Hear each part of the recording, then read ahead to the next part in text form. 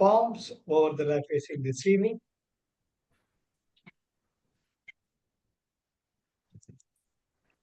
Spine erect with a beautiful smile. We'll be chanting the vibrant tone 3 times. Take a normal breath in, breathe out. Take a deep breath in and let go. For chanting Om, take a deep breath. Om.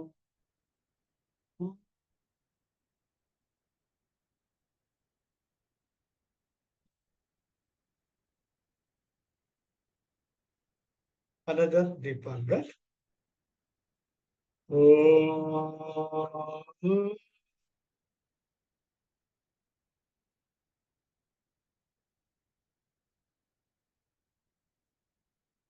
Another deeper breath. Om. Om.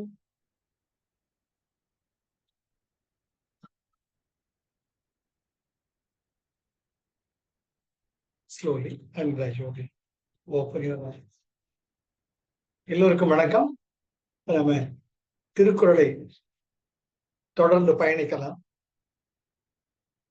இந்த துறவரவியல் மிக முக்கியமான ஒரு பகுதி. இல்லறவியல்ல 25 வருஷம் 30 வருஷம் நம்ம நீத்தார் பருவின் நிலையில நம்ம முழுமைய துறவரமா எடுத்துக்கல. யஜ்யங்கள் யாருக்கும் நீங்க படத்துல நேரம் கிடையாது. பிரம்மச்சரியத்துல இல்ல. ஆனா இதுதான் நீத்தார் பெருமை. தன்னுடைய வாழ்க்கையை அதுக்காகவே அர்ப்பணித்தவர்கள். திருவள்ளுவர் என்ன சொல்றார்? அவங்களை நீங்க சரியா கவனிச்சுக்கிட்டு அறவழிகள் பொருள் ஈட்டி அன்பு வழியில் நீத்தார்களை கவனித்துக் கொண்டால் நீங்களும் அந்த பேரு உங்களுக்கு வாழ்க்கை உண்டு. ஒரு 25-30 வருஷம் அப்படி இருந்தோம். அப்புறமா இப்ப எல்லா பொறுப்புகளும் இல்லறவையில் இருக்கக்கூடிய கிரகஸ்தாசிரமத்தில் இருக்கக்கூடிய பொறுப்புகள்லாம் முடிஞ்சிட்டு விஸ்ராந்தியா உட்காரணும். அப்பா இப்பதான் நம்மளை பத்தி நினைக்கவே நேரம் இருக்கு. ஆனா இந்த 25-30 வருஷம் அதுல இருந்ததுல பலவிதமான சூழ்நிலைகள், பல மனிதர்களை பார்க்கிறோம், பல விதமான சூழ்நிலைகள்ல இருக்கிறோம், பல விதமான பொருள்களை ஹேண்டில் பண்றோம்.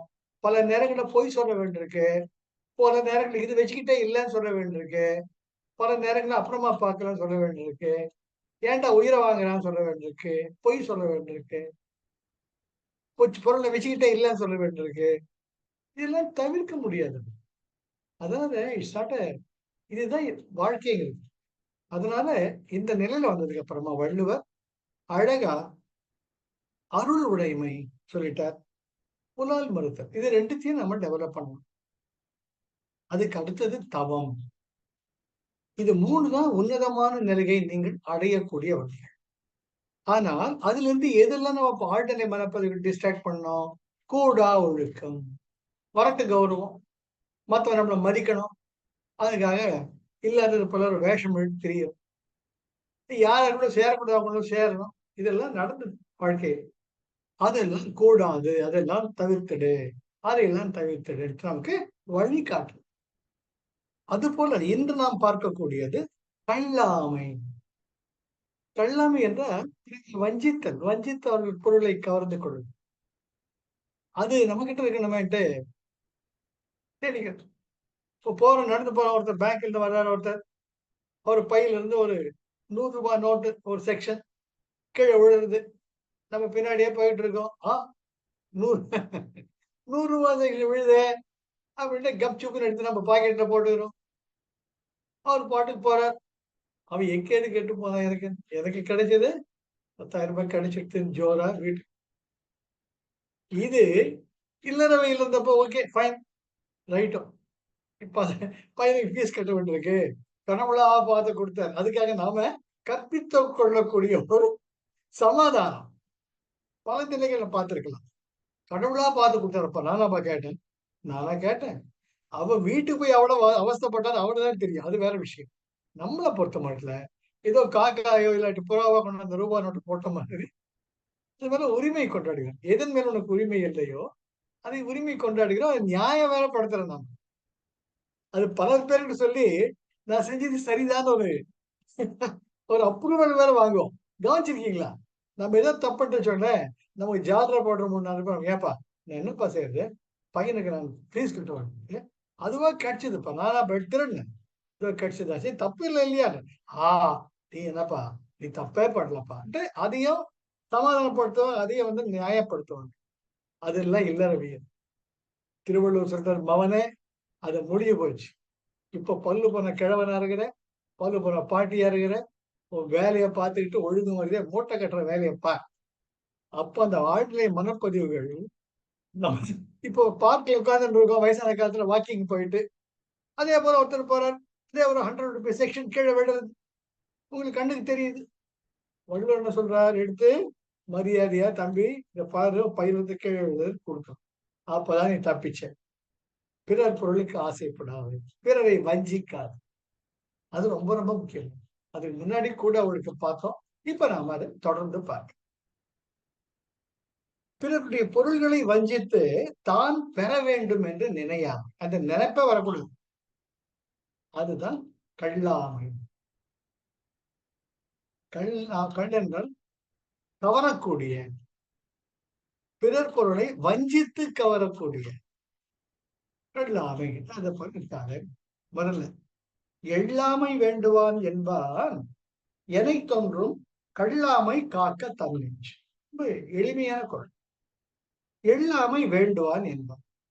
பிறரால் ஏழை பரிகசிக்கப்பட்டு எள்ளி நகையாடப்பட்டு அந்த நிலைமை உனக்கு வர வேண்டாம் அப்படின்னு நீ நினைச்சீங்க, பிறர் பொருளை வஞ்சித்து பெற. உனக்குன்னு கடவுள் கொடுத்தது பகவான் இப்படிதான் கொடுத்தாரு. தப்பே கிடையாது. எப்படி பட்டினத்தை இந்த கையில் அவ்வளவுதான் உள்ளங்கை, அவனுதான் சாப்பாடு. அது போலதான் உஞ்சவிருத்தி திணைப்பத்தியாக பிரம்மம்லாம் எப்படி இருந்திருக்காங்க. ஒரு சின்ன சொம்பு அவ்வளவுதான். அதுல பருப்பு விழுது, அரிசி விழுது, பகவான் கொடுத்தது. அதை மனமானது திண்மையாக போயிட்டால், மனமானது உறுதியாகி விட்டால் நிச்சயமாக இந்த உடல் அதற்கு ஒத்துழைக்கும். இதுக்கு மிக மிக அற்புதமான சான்று ஜைனர்கள், சமணர்கள். அவங்க உபவாசம்ங்கிறது ரெகுலர் ஃபீச்சர் இன் திஸ் தபஸ். அவருடைய ஆன்மீக பாதையில் இந்த இந்த உபவாசம் என்பது ரொம்ப ரொம்ப ரொம்ப முக்கியம். அதுல நீங்க பார்க்கணும், பிரயோபவேசம் அப்படிம்பாங்க. பிரயோபவேசம் இது வினோபாஜி சொல்லியிருக்க. எப்படி ஒரு கூட்டுறவு நிலங்கள்லாம் ஒண்ணு சேர்ந்து நிலம் இல்லாத நிலங்கள் பெரிய பூதான இயக்கமே பண்ணார் ஒரு காலத்துல. அருண் எல்லாம் பிறந்தா இருக்க மாட்டான். நான் சின்ன பையன் சரித்திர புக்கில் படிச்சிருக்கிறேன். வினோபா பாவேன்னு ஒரு பெரியவர் இருந்தார். அவர் ஒரு கட்டையை உண்டுகிட்டு இன்னொரு காந்தி மாதிரி இருப்பார். சரியா? காந்தி தலை வழிக்கா இருக்க கொஞ்சம் டிராப் இருக்கும். எல்லா ஊரா போயிட்டு பெரிய ஜமீன்தார்கள் வாங்குது.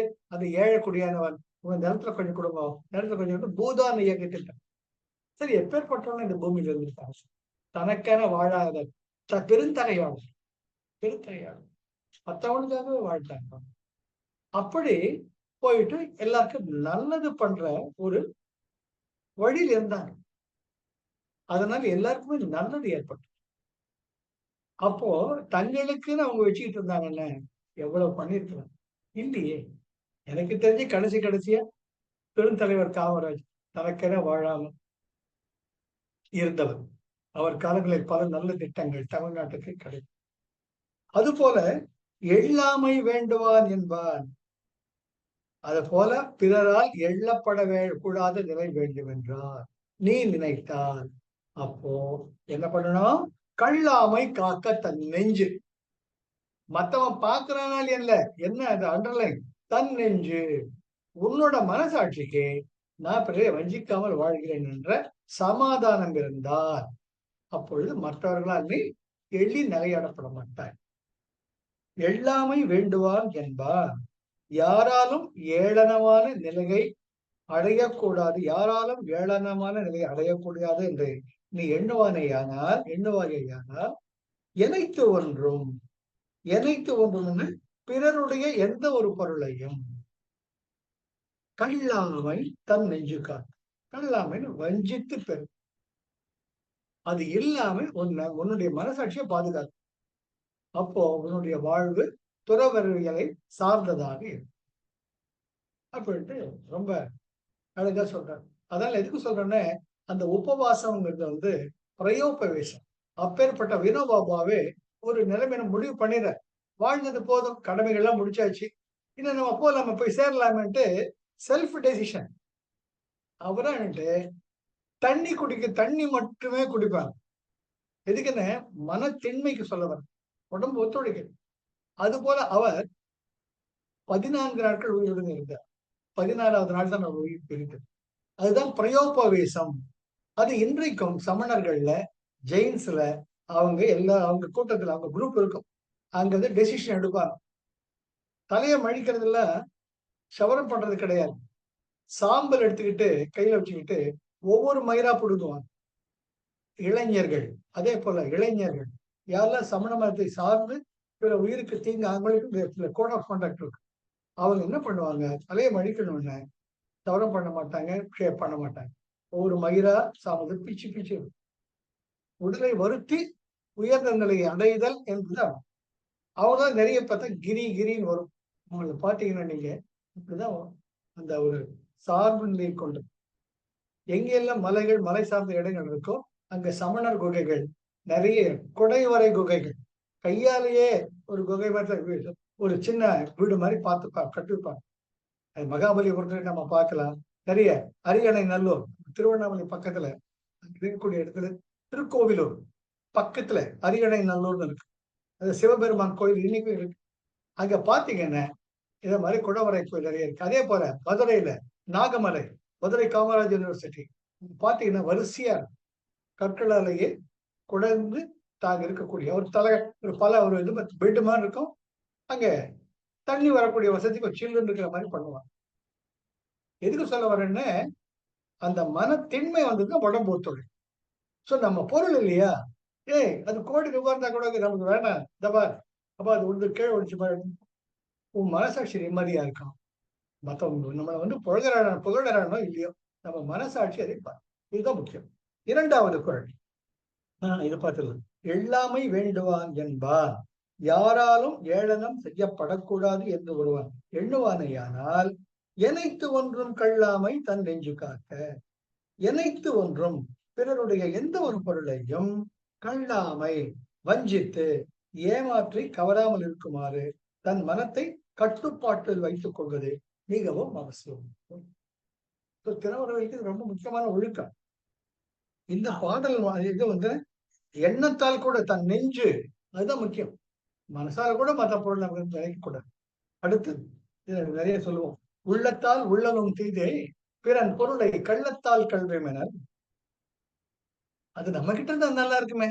அடடா, அவன் செயின் போட்டுருக்கானேப்பா, தங்கம் வைக்கிற விலையில இந்த மாதிரி செயின் நான் இருந்த ஒரு கழுத்துல போட்டு பார்க்க ரொம்ப நாள் ஆசைப்பா, முடியுதா, என்ன பண்றது அப்படின்னு நினைச்சா கூட அது வந்து கல்லாமை, அது வந்து பிறர் பொருளை கவருதல் அப்படின்னு திருவள்ளுவர் சொல்றார்.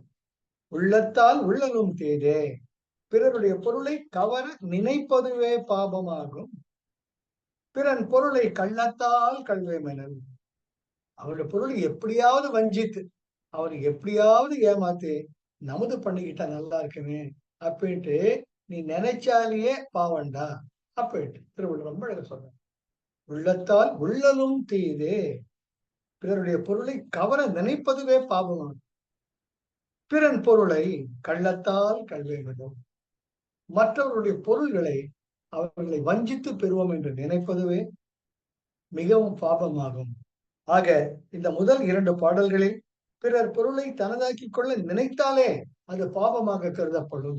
இது மிக அன்பிட் துறவிரவியல் ஆணினோடு அனுப்புகிறது. நீ செஞ்ச காலம் போது இப்ப நீ ஒழுங்கு மேல வரணும்னு இதெல்லாம் பண்ணிதான் ஆகணும். எல்லாம் இன்னொரு ஜென்மத்துக்கு ரெடியா இருங்க. 3வது, களவினால் ஆகிய ஆக்கம் அளவு இறந்து ஆவது போல கெடும். அழகான பொருள் சார். இந்த திருக்குறளும் படிச்சாலே நீ ஜோரா இருக்க சார். தமிழ்நாடு திருக்குறள் திருவள்ளுவர் தலைமை தூக்கி வச்சுக்கிறாங்க. திருவள்ளுவர் சில வேற எழுப்பிடுகிறாங்க. அவரு பாக்குறாரு, அதான் கண்காணாத தூரத்துல கடற்கரைக்கு போயிட்டாரு. சென்னை நடுவில் வச்சுருந்தாங்க சார். மயிலாப்பூர்ல திருவள்ளுவர் என்ன பண்றாரு தெரியல. அவர் கம்முன்னு உட்கார்ந்து இருக்கிறார், தலை குனிந்து பார்த்தது. நம்ம நாடு தெரிவு பண்ணாது, நம்ம கடலோட கன்னியாகுமரி அவன் பக்கத்துல கடற்கரைக்கு போயிடலாம். நம்ம பாறை வைக்கிற வச்சுட்டாங்க. அதான் ஜீசஸ் ஒரு முறை எல்லாருமே O Lord praise the Lord Vatican சிட்டில எல்லாருமே சொல்லிட்டு இருந்தாங்க. அவர் அப்படியே அப்படியே உருகி போயிட்டார். எத்தனை லட்சம் பேர் என்ன நினைச்சு விடுகிறாங்க. சரி, இவாளோட போய் அட்லீஸ்ட் கொஞ்சம் நேரம் ஸ்பெண்ட் பண்ணலாம் நான். சண்டே வராரு மாஸ்க். போப்பாண்டவர் பெரிய ஒரு மாஸ்க் அப்படியே பண்ணிட்டு இருக்காரு. நிறைய பேர் அப்படியே பெரிய உண்டி, நிறைய கலெக்ஷன்லாம் ஆகுது. அப்போ நிக்கிறார் அவருடைய பர்சனல் ரூம்ல. இவரு போப்பாண்டவர் உள்ள போறாரு என்னவோ கேட்கறது. I am Jesus. I am so impressed by the prayers. I am here. Don't talk the word. Don't talk the word. Even if you are Jesus, keep quiet till the mass is over. பிரேயர்லாம் முடிக்கிற வரைக்கும் பேசாது. நீ Jesus சொல்லிட்டு வந்துட்ட, ஒரு நிமிஷம் ஆகாது உன்னை புடிச்சு கொடுக்குறதுக்கு. சைலண்டா. எங்க ஜீசஸ்லாம் இப்படி வரமாட்டார். பன்னாட பரதேசி மாதிரி கந்தல் சொக்கையெல்லாம் போட்டு வரமாட்டாரு. நீ ஜீசஸ் கிடையாது.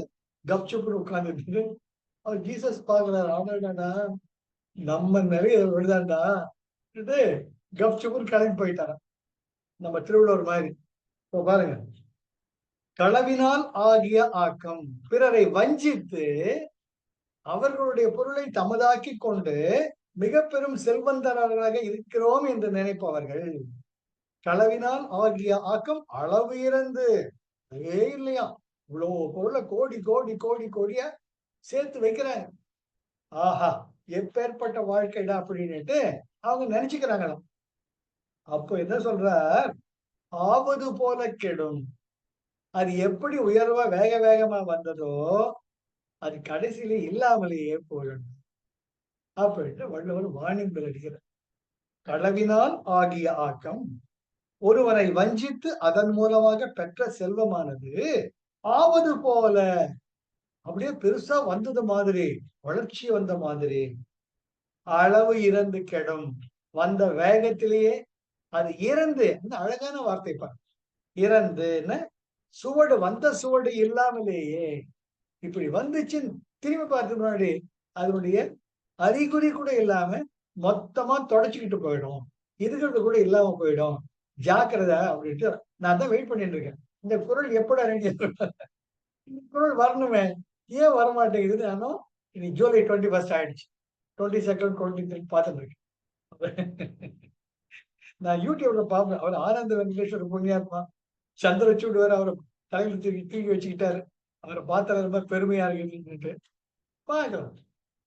அளவினால் ஆகிய ஆக்கம் அளவு இறந்து ஆவது, அது நடந்துட்டு இருக்குது. போல கெடுங்கிறது எப்ப தெரியல, பார்க்கலாம். Wait and see. களவினால் ஆகிய ஆக்கம் ஒருவரை வஞ்சித்து அதன் மூலமாக பெற்ற செல்வமானது ஆவது போல அளவு இறந்து கெடும். ஒரு செல்வ நிலை திடீரென்று உயர்ந்து வளர்ந்ததை போல தோற்றம் அளித்தாலும் ஒரு காலத்தில் இருந்தது கூட இல்லாமல் போய்விடும். அதனால முடிஞ்ச வரைக்கும் நீ அறச்செயல்களை செய்யாகட்டியும் பரவாயில்ல, பிறரை வஞ்சித்து வாழாதே அப்படின்னு. அடுத்தது 4வது குறள். களவின் கண் கன்றிய காதல் விளைவின் கண் வீயா விழுமம் தரும். இங்க காதலுங்கிறது பேராசை, அளவிறந்த ஆசை, அப்சஷன். அப்சஷன். களவின் கண் கன்றிய காதல், களவு, எப்படியாவது அவனை துபாய்ச்சி டுபாக்கர் வேலை பண்ணி அது நம்மளுக்கு பண்ணிக்கணும்பா அப்படின்னுட்டு பாக்குறமோ இல்லையோ, சொந்த நிலம் பட்டா வாங்கி சேல் டீடு வாங்கி எல்லாம் ரெடியா இருக்கும் ரிஜிஸ்டர் ஆஃபீஸர். பார்த்தா அடுத்த நாள் அவர்கள் குடிசை போட்டு உட்கார்ந்து இருப்பான் நம்ம நிலத்துல. இது என்ன நடனா, மேல பேசாது, இது எங்க தலைவர் நிலம், பேசணும்னா நீ உண்டியல் பண்ணிடுவேன். சினிமாவில பாக்குறோம், நிஜமாலும் பாக்குறோம், நடந்துட்டு சரியா. என்ன பண்ணி தொலைக்கிறது, திருவள்ளுவருக்காக வெயிட் பண்ணிட்டு இருக்கேன். களவினால் கன்றிய காதல், எப்படியாவது வஞ்சித்து அதன் மூலமாக கன்றியன்னு தோன்றிய, மனசுல தோணிட்டே இருக்கு, மத்தவங்க எப்ப அடிச்சுக்கலாம் எப்படி அடிச்சுக்கலாம். காதல் பேராசை விளைவின் கண், அத விளைவின் கண், அந்த வந்த அந்த லாபத்தை பொருளை நீ உன்னுடைய சொந்த நலனுக்காக அதை செலவிடும் பொழுது வீயா விழுமம் தரும், எல்லை இல்லாத துன்பத்தை தான் தரும் உனக்கு. அதனால நயா பைசா கூட உனக்கு சந்தோஷம் வராது. சொல்லுவாங்க அது மடியில கனம் இருந்தாதானே வழியில பயம். இது வழியில பயமே இருக்காது. ஏன்னா மடியில கனம் இருந்ததுன்னா வழியில பயம். அழகான இந்த பழமொழி கிடையாது. இது மடி மட்டும் கிடையாது. ட்ரக்லயே கனமா போறாங்க. அவங்க மனசுல நிம்மதியா இருக்காது. பதன்னு இருக்கு. எவன் எப்ப வருவான்னு இருக்கு. ரைட்.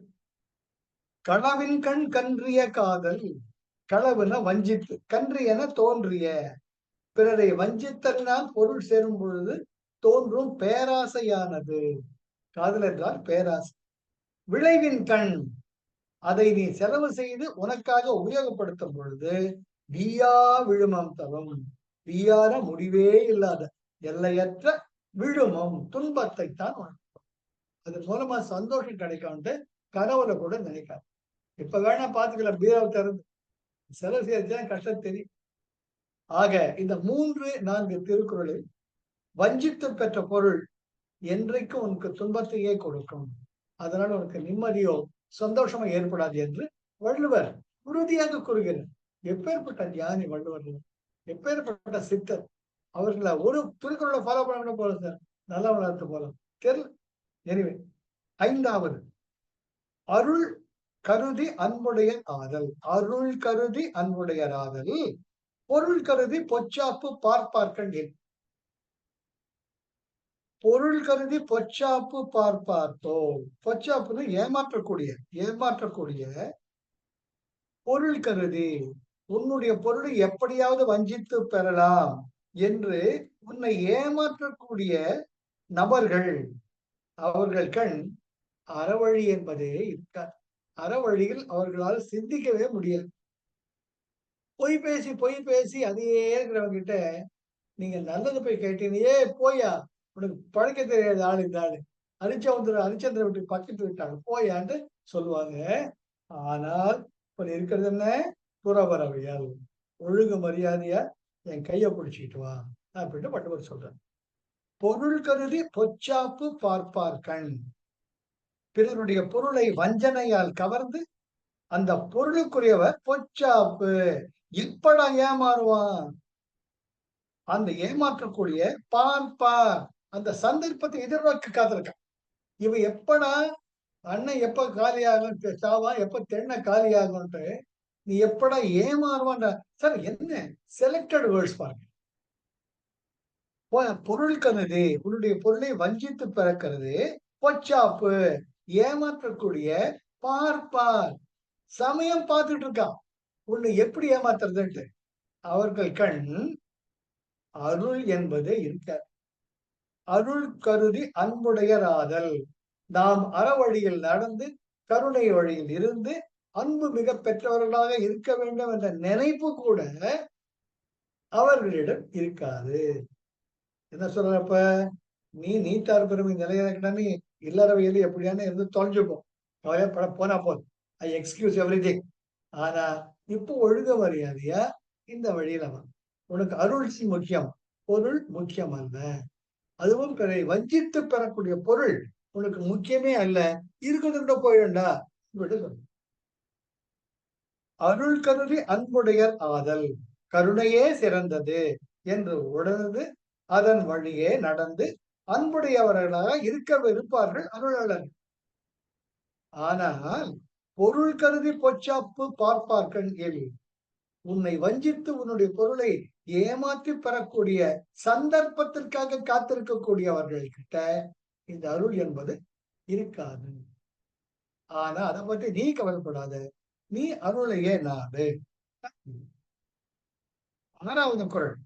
அளவின் கண் நின்று ஒழுகல் ஆற்றார் களவின் கண் கன்றிய காதலவர்.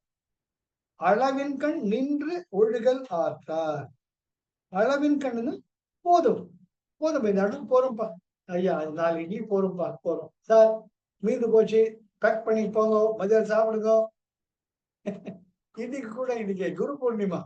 எங்க சென்டர்ல குரு பூஜை எல்லாம் பண்ணிட்டு எல்லாருக்கும் ஒரு மைசூர் பாக்கு ஒரு வடை எல்லாருக்கும் டிஸ்ட்ரிபியூட் பண்ணும். கடைசியில 4-5 வடை மீந்துட்டு பிராக்டிகலா சொல்றேன் சார், நம்ம புத்தி தானே சார், நான் எதை பத்தி தான் பேசிட்டு இருக்கேன். ஒரு வாலண்டியர் சொல்றேன் சார், 4 வடை மிஞ்சி எடுத்து 3 வடை நீங்க பேக் பண்ணிக்கோங்க, வீட்டுல போய் சாப்பிடுங்க அப்படிங்கிறாரு. முதல்ல இந்த ஐடியா நல்லா தான் இருந்தது. ஏன்னா வடை ரொம்ப நல்லா இருந்தது. சரி. ஆமா. என் புத்திய நானே நினைச்சுட்டேன். அட படுவாய். இப்பதான் ஒரு வடை சாப்பிட்டேன்.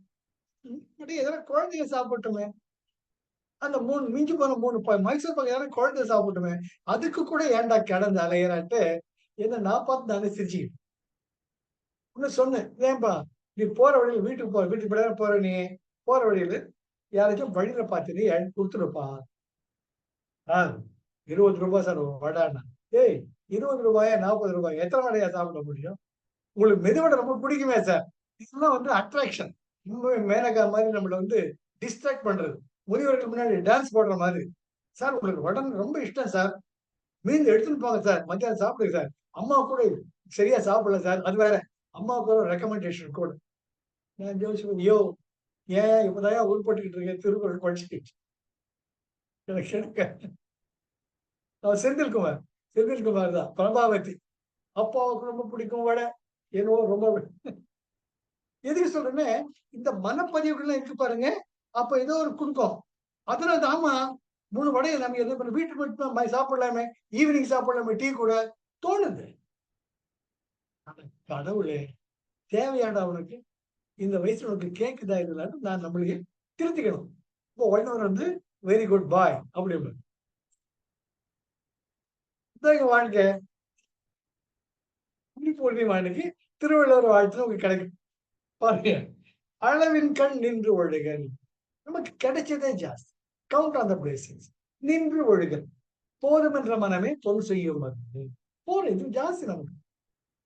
ஆற்றார் இப்படி இல்லாம கனவின் கண் இருப்பவங்க பிறரை கவர்ந்து வஞ்சித்து பொருளை ஈட்டுவார்கள்.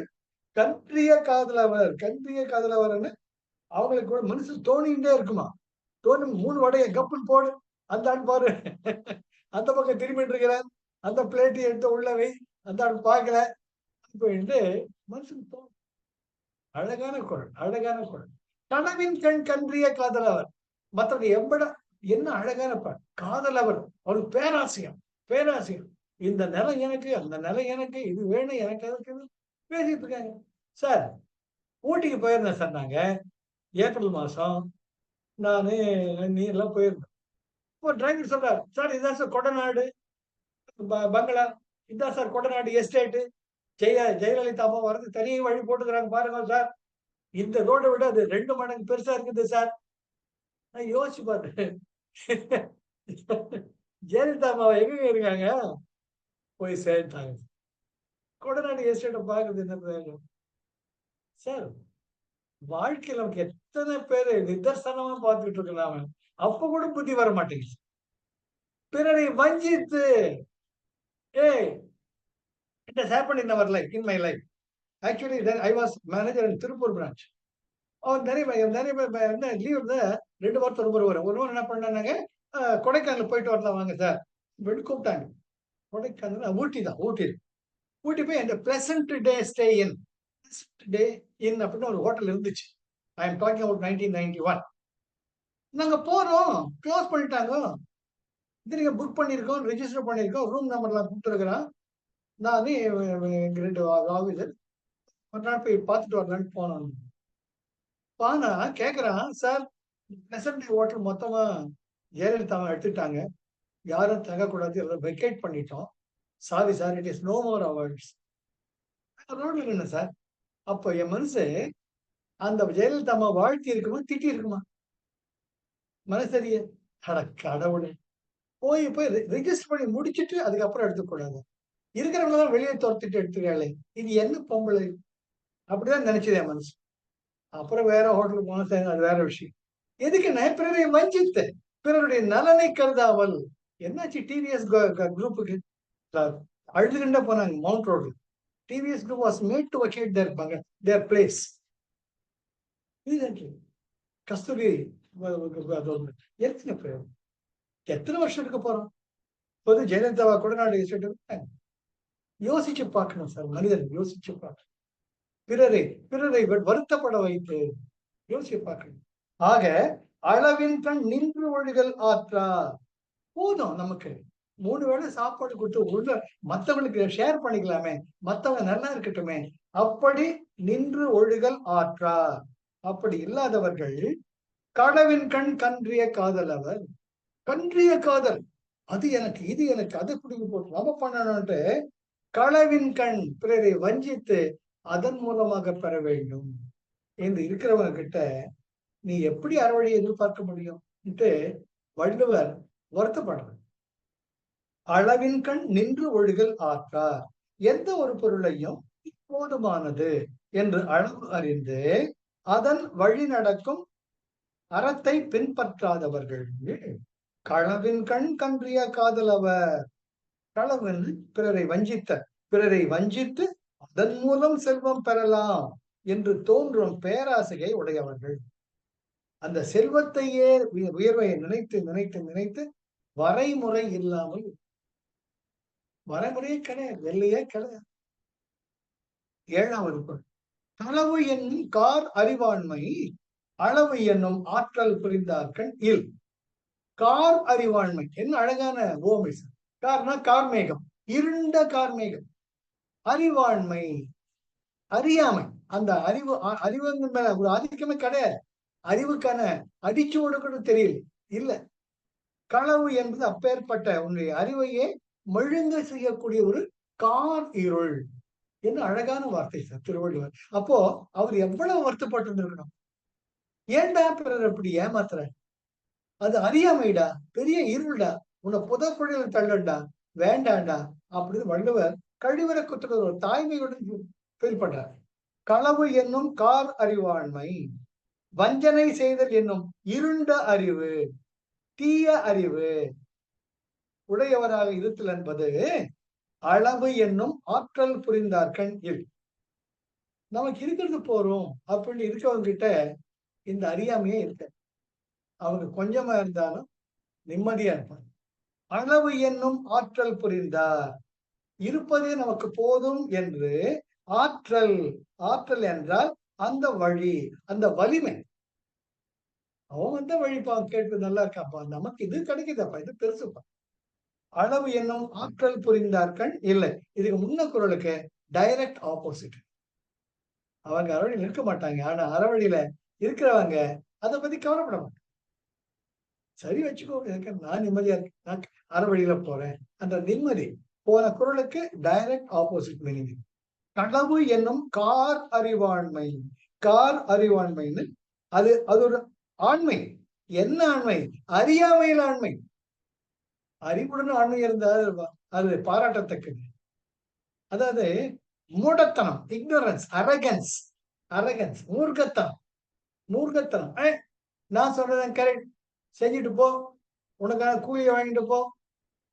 எப்படி செலக்டட் வேர்ட். அறிவு ஆண்மை. ஆண்மைனா ஆதிக்கம், மேல் ஆதிக்கம் செலுத்துதல். அதன் மேல் எப்படி நான் சொல்றதுதான் கரெக்டா சொல்றது. அது எப்படிப்பட்ட அறிவா? கார் அறிவு. இருள் சூழ்ந்த கெட்ட அறிவு. சார் புத்தியில முட்டாளா இருக்கலாம் சார், புரியுதுங்களா? அந்த வேர்டு மட்டும் பாருங்க, முட்டாளா இருக்கலாம். அவன் வந்து புத்தியில பண்ணிட்டான் போயின்னு இருக்கலாம். இவன் எப்படின்னு வஞ்சித்து பிளான் பண்றான். Conspiracy. he hatches a kind of ஒரு திட்டம் தீட்டுறான். கார் அறிவு. நல்ல புத்தியில தீட்டாம கெட்ட புத்தியில தீட்டுறான். எப்படி பிளான் பண்றது? அந்த பிளான ஜெயிக்க வைக்கணும். கார் அறிவு ஆண்மை. களவு என்னும் கார் அறிவாண்மை, அளவு என்னும் ஆற்றல் புரிந்தார்கள் இல். நீதி நெறியை பின்பற்றுபவர்களிடம் இல் இருக்காது. இல்லைன்னா இருக்கு. யார்கிட்ட இருக்காது? அளவு என்னும் ஆற்றல் புரியும். அந்த வலிமை அவங்ககிட்ட இருக்கு. எனக்கு இது போதும்ப்பா, போதும், ஒரு நாளைக்கு ஒரு சட்டை தான் போட்டு முடியும், 10 சட்டையா போட்டு முடியும். அந்த அளவு அறிந்து ஆற்றல் புரிந்தார்கள் இந்த கார் அறிவாண்மை. அவங்க அது நினைச்சே பார்க்க மாட்டாங்க. அற்புதமான குரல். ஆக 5, 6, 7 இந்த 3 பாடல்களிலும் வஞ்சனை புரிபவர்களிடம் அருள் இருக்காது, அருள் இருப்பவர்களிடம் வஞ்சனை இருக்கு. திருவள்ளுவர் தெள்ள தெளிவாக சொல்லு, வஞ்சனை இருப்பவர்களிடம் அருள் இருக்காது. அவங்க கிட்ட போய் நீ நீதி போதனை பண்ணின, உன்னை பார்த்து சிரிப்பான், பழக்க தெரியாதவன் நாம. அதே அருள் புரிபவர்கிட்ட வஞ்சனை என்பதே இருக்காது. அப்ப எல்லாரும் நல்லா இருக்கட்டும். நல்லா இருக்கு, நல்லா இருக்கு. எப்பேற்பட்ட ஒரு வித்தியாசம் பாருங்க. Poles apart. துருவங்கள் அது வட துருவம் தென் துருவமா இருக்கு. அது எங்க யாருக்கு போய் என்ன சொல்றது? திருவள்ளுவர் அழகாக இத முரண்பாடுகளை வெகு அழகாக நமக்கு சொல்றாங்க. ஆக அடுத்தது அளவு அறிந்தார் நெஞ்சத்து அறம் போல நிற்கும் களவு அறிந்தார் நெஞ்சில் களவு. எப்படி நல்லவங்க கிட்ட நல்லது இருக்குமோ அது போல கெட்டவங்க கிட்ட ஏன் வஞ்சனை தாண்டா இருக்கும். எளிமையான குரல். அளவு அறிந்தார் நெஞ்சத்து அறம் போல நிற்கும். அளவு அறிந்தார் போதும் என்ற மனத்துடன் இருக்கக்கூடிய நெஞ்சத்தை உள்ளத்தை பெற்றவர்கள் அறவழியில் நடப்பதை போல அவர்கள் குணம். களவு அறிந்தார் நெஞ்சில் கரவு. கரவுன்னு மறைத்தல். இல்லப்பா இங்கே தெரியலையப்பா தெரியலையப்பா. எங்க அப்பா குதிரைக்குள்ள இருக்கிற அந்த கதை தான். ஒரு இருந்தானா அவன் வந்து கடைக்காரன் வந்து கடனை கேட்பான். இப்ப நான் போய் அந்த குதிரைக்குள்ள ஒழிஞ்சுக்கிறேன். யாராச்சும் வந்து கேட்டாங்கன்னா எங்க அப்பா வீட்டுல இல்லைன்னு சொல்லிடுறான் அப்படின்னு. பையன் சரிப்பா கண்டிப்பா அப்படியே செய்யறோம்ப்பா அப்படின்னு. கடைக்காரன் வந்தானே எங்கடா உங்க அப்பா? எங்க அப்பா வீட்டுல இல்ல. எங்க போனார்? குதிரைக்குள்ள இருக்கிறார். அப்பா சொன்ன பேச்சையும் கேட்டா அவங்கிட்ட சொல்லிட்டான். எங்க அப்பா குதிரைக்குள்ள இல்ல. எங்க அப்பா குதிரைக்குள்ள இல்ல அப்படின்னு சொன்னான். அவன் தெரிஞ்சுட்டான் படவா. அது போல அந்த வஞ்சனையில் இருக்கிறவங்க கிட்ட நீ எவ்வளவு நீதி போதனை சொன்னாலும் புரியாது.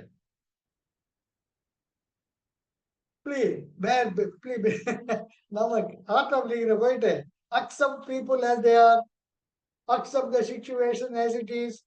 உனக்கு வரக்கூடிய அனுபவங்களை ஏத்துக்கோ, எல்லாரையும் ஏத்துக்கோ அப்படின்னா மேல கீழே பார்ப்பான். எந்த உயிர் எந்த காலத்துல இருக்கிறாரு? ஏன் நாம அப்படிப்பட்டோம். புரியுதுங்களா? அளவு அறிந்தார் நெஞ்சத்து அறம் போல போதுமென்ற மனத்துடன் அறவழியில் நிற்கிறது. அறவழிதான் அவர்களுக்கு ஆதரவு. நிற்கும். அது நிலைத்து நிற்கும். யாரும் அசைக்க அழகான வார்த்தை நிற்கும். அசையாமல் அந்த அறவழிதான் அவர்களுக்கு உயர்ந்ததாக தெரியும். அது போலவே களவு அறிந்தார் நெஞ்சில் கரவு. அவனுக்கு வஞ்சனை பிரியதான் நிக்கிறான். அப்படியே அப்படியே விட நிக்கிறான். ஒரு வழி பாத்திரம் அவன் ஒரு கையிட்டு இருந்தா நெஞ்சில் கரவு. அவனுக்கு வஞ்சனை செய்யறதுதான் வசதி. அதுதான் அவன் தர்மம்னு நினைக்கிறான். அதான் செய்யறதுதான் கரெக்ட்னு நினைக்கிறான். ஒண்ணும் மாத்த முடியாது. திருவள்ளுவர் தலை அடிச்சுக்கிட்டு ஆனா துறவரவையில் இருக்கிற படவா நீ ஒழுங்கு மரியாதை வீடு வந்து சேரனால இந்த மாதிரி செய் அப்படின்னு வார்னிங் கொடுக்கும். அடுத்தது அளவு அல்ல செய்து ஆங்கே வீவர் களவு அல்ல மற்றைய தேராதார். களவு அல்ல மற்றைய தேற்றாதவர். அவருக்கு வஞ்சனை பண்றதை தவிர வேற ஒன்றும் தெரியாதுங்கிற. யாரை எப்ப கெடுக்கலான்னு அவன் புத்தி 24 மணி நேரம் வேலை போகும். களவு அல்ல மற்றைய தேற்றாதவர் அளவு அல்ல செய்து ஆங்கே வீவர். போதுமானவா போட அளவு அல்ல எல்லாவற்றையும் தனக்கு தனக்கு தனக்குன்னு இருக்கானே அவனுக்கு என்ன கட்டி தெரியுமா வரும்? ஆங்கே வீவர் வீழ்வார்கள். வீழ்வார்கள்னா பெரிய பாதாளத்தை விடுற மாதிரி, மலை உச்சியிலிருந்து பள்ளத்தாக்கு விடுற மாதிரி வீழ்வார்கள். அற்புதமான தமிழ் வார்த்தை. அருவிதான் வீழும். பாத்தீங்களா? ஆறு பாயும். அருவி வீழும். வீழும் துபக்கட்டியேன்னு விழும். அது போல நீ வஞ்சனை பண்ணிட்டு இருந்தீங்கன்னா படவா என்னைக்கோ ஒண்ணு யாரோ ஒருத்தர் குடிச்சு பள்ளத்துல தள்ளுவாங்க. இல்லாட்டி நீயே பள்ளத்துல விழுந்து சாவ. அடிச்சோட எலும்பு கூட தேராது அப்படின்ட்டு ஸ்ட்ரிக்ட் வார்னிங். அளவு அல்ல செய்து வீவர் களவு அல்ல மற்றைய தேற்றாதவர். களவு அல்ல மற்றைய தேற்றாதவர் வஞ்சனை செய்து வாழ்வது தவிர மற்ற அறவழிகளை பின்பற்றி நடக்காதவர்கள். பின்பற்றி அறவழி நடக்கிறது தெரியாது அவனுக்கு என்னன்ட்டு. இதுதான் சரியுமா? நீங்க பாத்தீங்கன்னா சில பேர்லாம் ஆர்கியூ பண்றச்சே தாம் பிடிச்ச அழகான தமிழ். தாம் பிடிச்ச புயலுக்கு 3 கார். இதுதான் ரைட். நான் சொல்றதா உனக்கு புரியல. நான் சொல்றத புரிஞ்சுக்கோயா. நம்ம கிட்ட ஏமாத்துறது தப்புயா. அது அவன் வீடுடா. அவங்க தாத்தா காலத்து அவன் வீட்டுல இருக்கான். அவர் ஏன்டா வீட்டை விட்டு துரத்துறேன், நம்ம ஒரு ஃப்ரெண்டுங்கிற உரிமையில கேட்டோம்னா, பிழைக்காத ஆளா இருக்கு, தெரியாத ஆளா இருக்கிறியே. அவன் அத்தனை வருஷத்துல இருந்தான். அவன் வெளியே துரத்துறேன் நானு. அவனுக்கு வேற வீடு கொடுத்தா இல்ல. பெரிய பங்களாவை இவன் அபகரிச்சுக்கிட்டு 2 பெட்ரூம் கிச்சனை கொடுத்துருப்பான். இத்துக்கூண்டு ஃபிளாட்ட கொடுத்துருக்கேன். நான் பார்த்துருக்கேங்க. பெரிய பங்களாவை எடுத்துப்பாங்க. எடுத்துட்டு 2 பெட்ரூம் கிச்சன் கொடுத்துட்டு இது போற உனக்கு அவ்வளவு பெரிய பங்களா அவனுக்கு கேக்குதா? இவன் நியாயம் சொல்லுவான். சார் அவன் சொந்த வீடு, அவங்க தாத்தா பாட்டி வாழ்ந்த வீடு, பரம்பரை வாழ்ந்த வீடு. இவன் அவன்கிட்ட எப்படியோ பணம் கணக்கு கொடுத்து துரத்திடுவான். துரத்திட்டு இதுல ஒரு நியாயம் வேற. அவளை வெளியே துரத்தல, ஒரு பிளாட்டை பார்த்து வச்சிருக்காமா. அப்ப அவனுக்கும் தெரியும். ஆனா அவனுக்கு அதுதான் நிஜம். அதுதான் நிஜம். நான் வெளியே விட்டு வீட்டை வந்து நான் எடுத்துருந்தாங்க வெளியே. அவனை ஏமாத்துறான்னு நமக்கே நியாயம் கேட்பான். அவனை ஏமாத்துறானா சார் நானு? இந்த மாதிரி மரியாதை இருக்கிறவன். அவனை ஏமாத்துறேன் சார். 2 பேர் சார். அவனுக்கு எதுக்கு சார் அவ்வளவு பெரிய பங்களா? என்னவோ இவன் பங்களா வாங்கி கொடுத்து கட்டி கொடுத்த மாதிரி. அவனை 50 விடல சார் நானு. 50 விட்ட பாவம் சார். அவன் தர்மம் சொல்லுவான். தர்மம் பாவத்தை பத்தி. உள்ள செய்ய மாட்டேன் சார் நானு. உள்ள குட்டிக்காரங்க அவங்க. அதனால ஒரு 2 பெட்ரூம் கிச்சன் பிளாட்டை அவங்க பேரை எழுதி வச்சுட்டு அப்புறம் தான் சார் எடுத்துக்கிட்டாங்க. நான் அவனை பார்ப்பேன். உன்னை திருத்த முடியாத ஜென்மம். நான் என் வழி உனக்கு ஒத்து வராது, வழி எனக்கு ஒத்து வராது. சரிடாப்பான்னு வந்துருவோம்.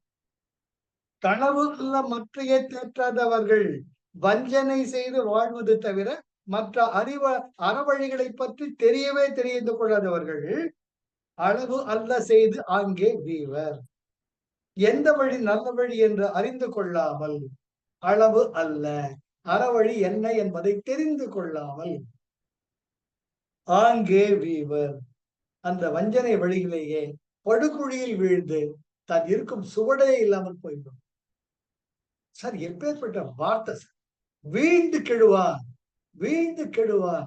எப்படி அதாவது நயாகரா நீர்வீழ்ச்சி நினைச்சு பாருங்க. நயாகரா நீர்வீழ்ச்சி மேல இருந்து ஒரு துளி வீழுதுன அது எவ்வளவு பள்ளத்துக்கு போகும், எந்த துளின்னு தெரியுமா நமக்கு? அதே போல சூசைடல் பாயிண்ட் ஒண்ணு இருக்குது கொடைக்கானல். அது எட்டி பாருங்க, பயமா இருக்கும். காத்த அப்படி தூரமா அது எட்டி பார்த்து பயம், நம்ம ஏன் கீழே விழுந்துட மாட்டேன். அந்த பயத்தோட ஏன் பார்க்கணும் நானே நினைப்பேன். இதை தொப்பி தூக்கும் பாறை வேற, தொப்பி தூக்குதே இல்லையே தெரியல, தள்ளாமல் தான் இருக்கு. ஆக அளவு அல்ல செய்து அங்கே வீழ்வர். இந்த வீழ்வர் என்ற அற்புதமான வார்த்தை. கனவு அல்ல மற்றைய தேர்தல். 10வது குறள். கள்வார்க்கு தள்ளும் உயிர்நிலை, கள்ளார்க்கு தள்ளாது புத்தேள் வழக்கு. கள்வார்க்கு தள்ளும் உயிர்நிலை. கள்வார்க்கு வஞ்சனை செய்யும் கயவர்களுக்கு, வஞ்சனை செய்யும் கணவர்களுக்கு தள்ளும் உயிர்நிலை, இந்த உடலில் இருந்து உயிர் பிரிந்து விடும். அப்ப அந்த தடுமாறும் நிலையில் கூட அது பிசாசா நாலா பக்கம் அலையுங்கிற திருவள்ளுவர் வஞ்சனை செய்வது எவ்வளவு கீழ்த்தரமான வார்த்தைகளா சொல்றாங்க. கள்ளா தள்ளும் உயிர்நிலை, கள்ளா தள்ளும் உயிர்நிலை. தள்ளும்னு என்ன? இங்க அங்க அலப்பாயிரு. என்னப்பா இப்படி தள்ளுறதப்பா காத்து சொல்லுவோமா இல்லையா? பலமா காத்து அடிக்கிறச்சே நமக்கு பேலன்ஸ் போயிடும். இப்படி அப்படி என்னப்பா இப்படி தள்ளுத அப்படின்னு சொல்லுவோம். அது போல அவன் உயிர் பிரியும் பொழுது அவனுடைய ஆன்மாவானது கடந்து தவிக்கும், அலையும். கள்வார்க்கு தள்ளும் உயிர்நிலை, உயிர்நிலை அவன் ஆன்மா.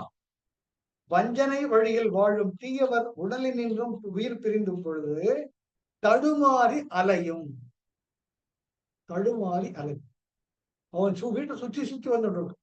ஐயோ இவ்வளவு, ஐயோ இந்த போகாது, வேலைக்கு போகாது. கள்ளார்க்கு தள்ளாது புத்தேள் உலகு. தள்ளாத இல்லாம போகாது, தானா கிடைக்கும். உன் மடியில வந்து விழும்.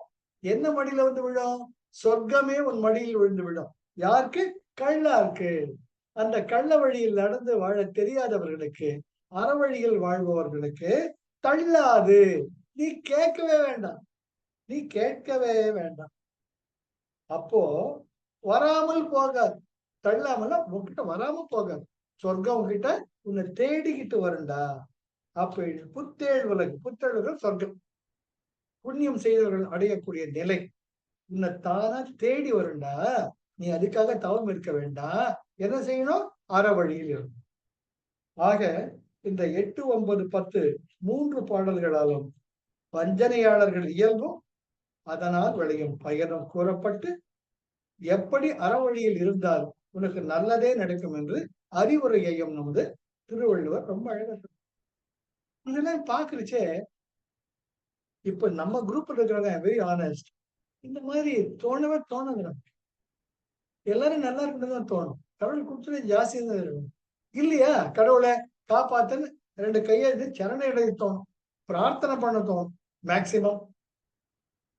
அது ஏதோ நடக்குது, நல்லது நல்லது இருக்கும்பா, எல்லாமே நல்லதுதான்ப்பான்னு நினைக்கக்கூடிய ஒரு மனப்பாங்கு உடையவர்கள் தான் நாம. பிறர் பொருள் இருக்குன்னு நம்ம நினைச்சதே கிடையாது, அது தேவையும் கிடையாது, நிம்மதியும் இருக்க. ஆக இந்த கல்லாமைங்கிற ஒரு அற்புதமான இதுல எப்படி அந்த கல்லாமைங்கிறவனுக்குள்ள அந்த கவரு மற்ற பொருளை திருடணும்ன்ற எண்ணம் இருக்கும், இயல்பு. அதான் அது நம்ம தைக்க அவங்ககிட்ட இருந்தா நல்லா இருக்கும். அது இளரவை இருந்தப்போ ஓகே ஃபைன், சின்ன வயசு தெரியாம யோசிக்கிறேன். ஆனால் இப்பொழுது இருப்பது துறவர நிலை, துறவரியாக இருக்க. அதனால எப்படி உன்னை நீ பாதுகாக்க, கூடா ஒழுக்கத்துல எதையெல்லாம் தவிர்க்கணும், டம்பம் கூடாது, உனக்கா டமார அடிச்சிக்காத, ஜாக்கிரதையாயிரு, யாரோட பழகணும்னு இருந்து இங்க நமக்கு எச்சரிக்கை கொடுத்தார். இப்போ அறவழியில் நடந்து உனக்கான பொருள் நமது இல்லைன்னு அதை பத்தி கனவு கூட நினைக்காது, நமக்கு வேண்டாம், நீ ஏன் வச்சுக்கோடாப்பன்னு கொடுத்துட்டு வழியில் இரு, உன்னை பார்த்து நீ சொர்க்கத்தை பார்த்து போக வேண்டாம், சொர்க்கம் உன்கிட்டயே வரும். ரொம்ப அழகா நமக்கு புதுவாக முடிக்கிற திருவள்ளுவர் இந்த கல்லாமை என்ற அதிகாரம். இது எது வேணும்னு சொல்லிட்டாரா? கூட ஒழுக்க வேணான்ட்டாரு, கல்லாமை வேணும்ட்டாரு. இப்போ அடுத்தது எது வேணும். சரி, அந்த அழகாக ஒரு அழகான பின்னல் போல திருவள்ளுவர் ரொம்ப அழகா பின்பற்றார். இது கூட ஒழுக்கத்தையும் கல்லாமையும் இந்த 2 அதிகாரங்களை இந்த பார்த்தோம். என்னைக்கு பார்த்தோம்? இன்னைக்கு ஞாயிற்றுக்கிழமை, புதன்கிழமை. இதை பார்த்து நம்ம சந்தோஷமா பட்டோம். மனசுக்குள்ள ஏதோ ஒரு வேதனை இருக்கா இல்லையா? ஏனடா இப்படி ஆமா இப்படி தோணி இருக்க, அடடா வருத்தப்பட வச்சிருக்கேன். இந்த 2 அதிகாரம் யோசிச்சு பாருங்க. இந்த மாதிரி இருந்திருக்க கூடாது, இந்த மாதிரி இருந்திருக்க கூடாது, இதுமாதிரி இருக்கக்கூடாது தோணும். பாக்குறாரு வள்ளுவர், ஐயோ போவமே, பையனை தவம்லாம் இருக்க சொல்லிட்டோம், அருளுடைமையில இருக்க சொல்லிட்டோம், அவனுக்காக எல்லாம் தியாகம் பண்ணிட்டு இருக்கான், கொஞ்சம் அவனை பூஸ்டப் பண்ணலாம் அப்படின்ட்டு. அடுத்தது வாய்மை, அடுத்த அதிகாரம் வாய்மை. நீ தங்கண்டா, நீ ஹரிச்சந்திரன்டா, நீ உண்மை தர ஒண்ணும் தெரியாது, உன்னை பத்தி எனக்கு தெரியாதா, நீ புடம் போட்ட தங்கம் அப்படின்ட்டு நம்மளோட வள்ளுவர் தூக்கி வைப்பார். See how beautifully he balances the human psychology. நான் இதெல்லாம் ரொம்ப அந்த அழகு பார்ப்பேன், அந்த அதிகாரத்தினுடைய அழகு. அருள்கிட்ட போய் சொன்னாரு, சரிங்க சாமி, நிச்சயமா கருணை காட்டுவேன், அருள் உடமையா இருப்பேன் நானு, புலால் மறுத்தல். அப்பதான் டக்குன்னு அந்த மட்டன் புலாவ் ஞாபகம் வரும், ஒரு கால் சாப்பிடுவேன், என் ஃப்ரெண்டு சொல்லிருக்கானே, மூக்குக்கு வாசனை வருதே, மக்கு வேண்டாம், கடவுள் காப்பாற்ற மாட்டாரு, ஜாக்கிரதை. என்னொன்னு, சரி இனிமேல் சாப்பிட மாட்டேன், யோசியா பார்க்க மாட்டேன்னு நினைச்சு. அப்புறம் கூடா ஒழுக்கம், டேய் டமார் அடிக்காத மாட்டிப்ப, சரிங்க சாமி இனிமேல் செய்ய மாட்டேன். இப்ப கல்லாமை, மொத்தம் பொருள் மேல கண்ணு வைக்காத, சரி சாமி தலையாட்டிக்கிட்டு தலை குனிஞ்சிருக்கும். ஐயோ பையன் வேணாம் சொல்லிட்டே இருக்குமே, அடுத்த முறை அவனை நீ தங்கண்டா தூக்கி வைக்கலாம், இப்பதான் பையன் கொஞ்சம் நிமிர்ந்து உட்காருவான்ட்டு. அடுத்த அதிகாரம் வாய்மை. நாம அடுத்த புதன்கிழமை வாய்மை அதிகாரத்துல நான் பார்க்கிறேன். வாய்ப்புக்கு நன்றி. Thank you for the and happy Guru Purnima for everybody. நம்ம ஒவ்வொருத்தருக்குள்ளயுமே குரு இருக்க, அந்த மௌன குரு இருக்க, அந்த மௌன குருக்கு நாம மனசார வழிபாடு செஞ்சு அந்த அறவழியை போதிக்கக்கூடிய அந்த மௌன குருவின் அடிவழி பற்றி, அந்த அற்புதமான திருவள்ளுவர் சித்தர் அவர் அடிபற்றி நாம நம் நல்ல வழியில் நடப்போம். நிச்சயமாக இறைவன் நமக்குள் வரும். நாம தான் கடவுள் தனியே எங்கே. அந்த கடவுள் தன்மையை உணர்வதற்காகத்தான் துறவரவியலில் நாம் பயணித்துக் கொள்வோம். Life is love, life is Joy, life is enthusiasm. Jai Gurudev. Thank you, sir. Jai Gurudev.